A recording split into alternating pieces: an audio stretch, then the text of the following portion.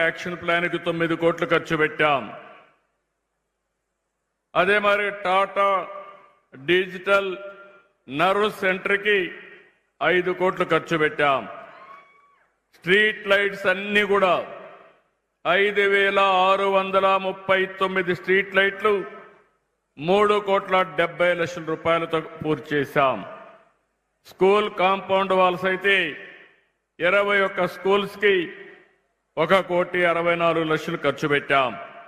ఆ రోజు నేను హామీ ఇచ్చాను, గుంతలు లేని రోడ్లు నిర్మాణం చేస్తానని చెప్పి పార్ట్ హోల్ ఫ్రీ రోడ్లుగా తయారు చేశాం. మన నియోజకవర్గం వస్తే 1,53,00,000తో 56 కిలోమీటర్లు నిర్మాణం చేశాం. R&B నూతన భవనానికి 1,40,00,000 ఖర్చు పెట్టాం. ఏరియా హాస్పిటల్ని మరమ్మతులన్నీ చేశాం.